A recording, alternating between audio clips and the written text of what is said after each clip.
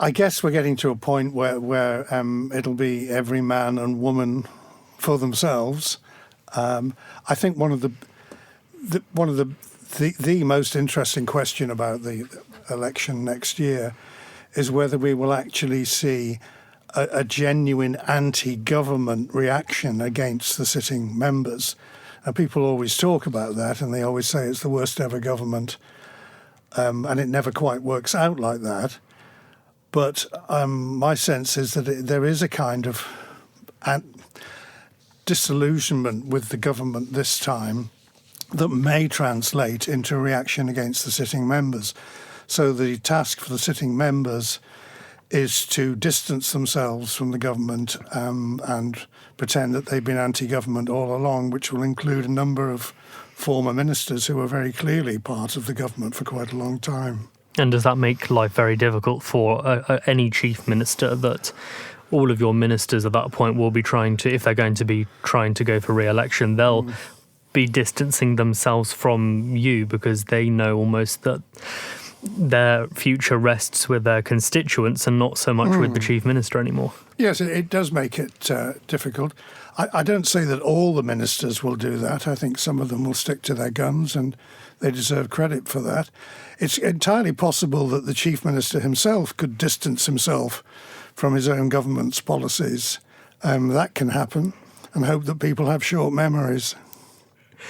Looking back over this administration, what do you think will define it? I mean, I suppose that's, well, what is Alfred Cannon's legacy?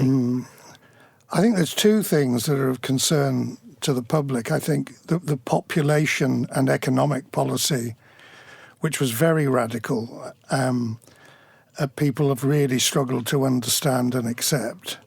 The idea that the island's future is just purely by building up the numbers. I don't think people get that. And also concern about the public finances. At the beginning of the administration, there was no mention of efficiency or restraint. It was very much a kind of free spending approach, an expansionist approach. Latterly, the chief minister at least has recognised the way the wind's blowing and is now an emphasis on efficiencies, but they seem very small in the overall scheme of things. And there's no sign really that the Treasury Minister, who's clearly from a different political camp to the chief minister, is particularly bought into this kind of smaller, slimmer government idea. Because they're talking about saving £10 million each year, but there's £1.1 billion of expenditure in the budget. Yeah.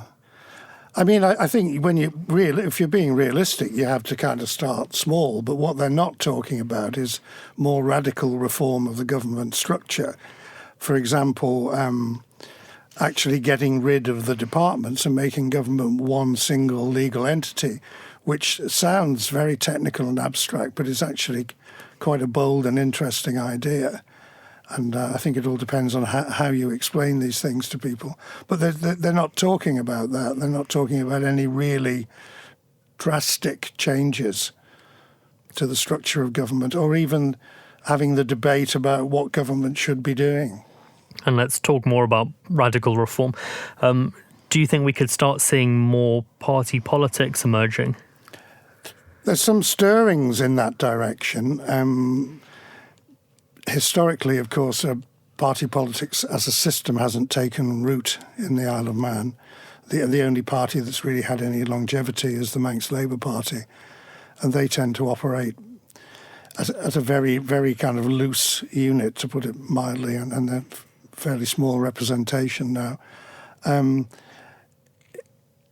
The danger, I think, is that you'll get several different initiatives taking off, and that there'll be a fragmentation, and these things won't particularly get anywhere.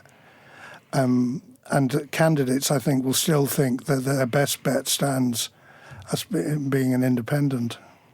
Something we've been hearing recently is this concept of political accountability and how a lack of a party system works to the detriment of that. Is that a fair analysis? I think so. I think that one of the peculiarities of our system is the way that members can both be in government and outside it to suit themselves. So for most of the 5 years, they'll be working in government departments. They'll take all sorts of government positions. And then by the time it gets to the election, nobody seems to be responsible for what's happened. You can blame the other members. You can blame the civil servants. There is no collective responsibility, collective accountability to the public. And I think this time that has to change. I think people have to be pinned down. Over the past few years, we've seen a debate about the conduct of politicians and the tone of political discourse. Laurie Hooper seems to think that political culture is deteriorating and becoming increasingly toxic. Is that something you would agree with? I suppose it's a kind of global issue, isn't it? I'm not sure. I suppose that the social media influence on that, which is considerable, that affects the Isle of Man as well. So you've got this kind of poisonous channel running behind politics the whole time, which is very depressing and obviously would put people off, put some good people off. But I can't claim to have any answers to how to deal with that.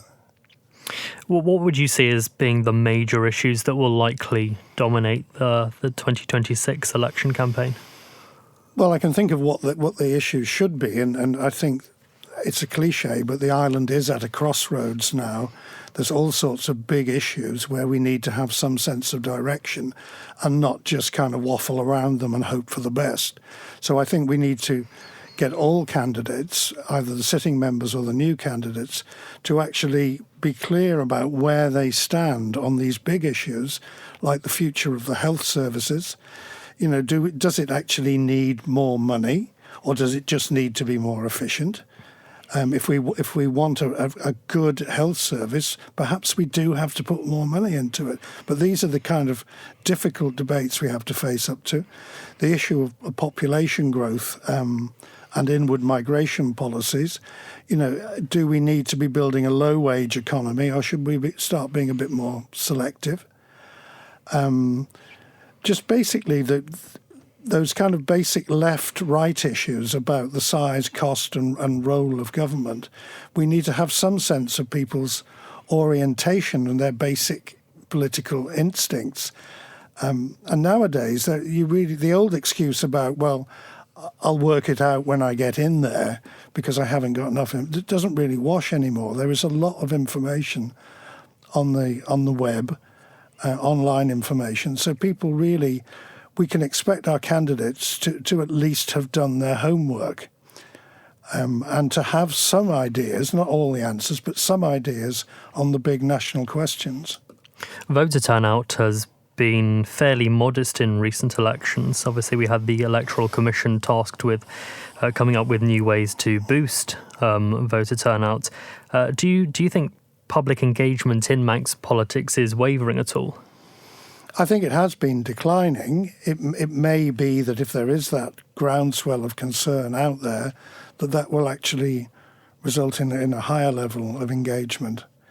I think it would be helpful if the candidates who share similar principles and similar approaches, I don't think they would necessarily need to form a party, but if there was some kind of platform that they could stand on, some kind of shared platform, maybe even some kind of charter so that, you know, all the candidates who believe in maybe, you know, smaller government, lower tax, or something as basic as that, if there was some kind of charter or something that people would sign up to, that would give you a starting point as to where people stood.